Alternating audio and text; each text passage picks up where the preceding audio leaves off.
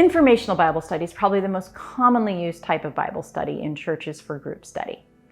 We have three basic informational methods through which we study Scripture: historical, literary, and theological.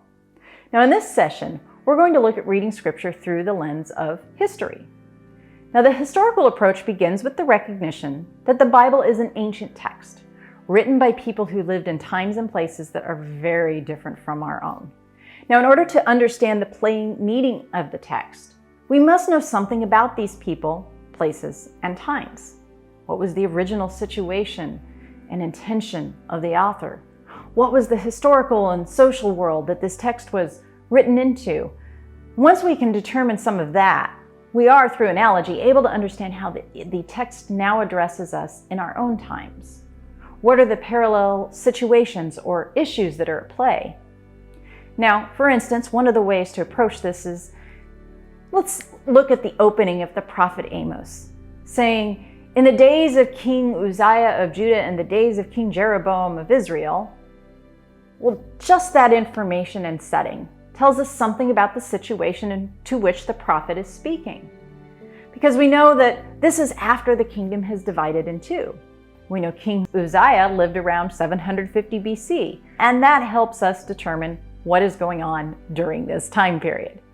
Now, archaeological evidence confirms that the reign of Jeroboam II was one of the most prosperous and lavish times for the northern kingdom of Israel. The market with the Assyrians and the Egyptians in wine and olive oil and most likely horses proved to be very lucrative, and Jeroboam II had been quite successful in battle as well, extending Israel to its former limits, and was one of the most densely populated areas in the entire Levant region. So it is into this situation that we hear the calls of the prophet Amos, that the triumphs of the king had engendered a haughty spirit of boastful overconfidence at home, that the internal fruits of Israel's external triumphs had resulted in oppression and exploitation of the poor by the mighty, luxury and palaces of unheard of splendor, and a craving for amusement. Amos, among other prophets, condemned the materialism and the selfishness of the Israelite elite of their day. Not to mention the continued support of the temples at Bethel and Dan and various other ancient sites that had set up golden calves as idols in their worship of the God of Israel. With that information in mind, we can then think about similar situations in our own country, in our own time, and consider if God might be issuing to us the same prophetic calls for justice and faithfulness. Historical approaches to Bible study invite us to concentrate on who, what, why, and where questions. What insights from history would be helpful to know in order to hear, read, study, or understand the plain meaning of this passage more accurately? So some questions we might ask. What do we know about the author of the passage?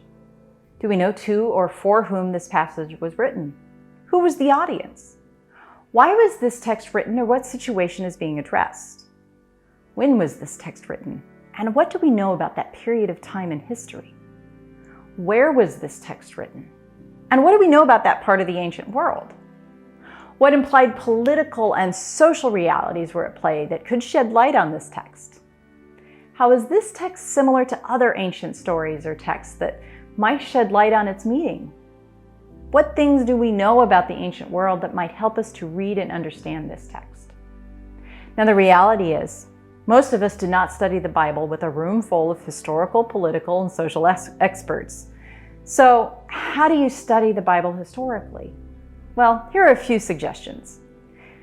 Number one, be clear about what questions you have, and then recognize that all of those questions are going to have answers that we can possibly know.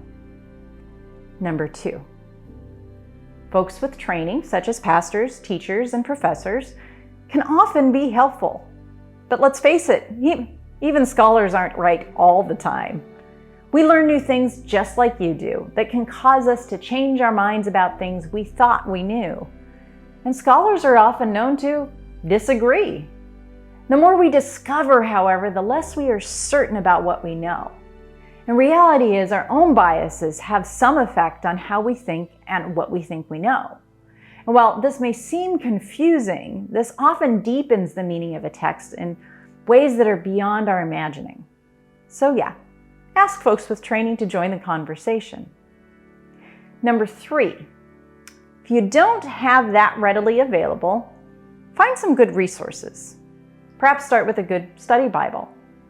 Ones I would recommend are, of course, the Lutheran Study Bible, as well as a Bible called the Learning Study Bible. Unfortunately, I think the Learning Study Bible may no longer be in print, so may be harder to find.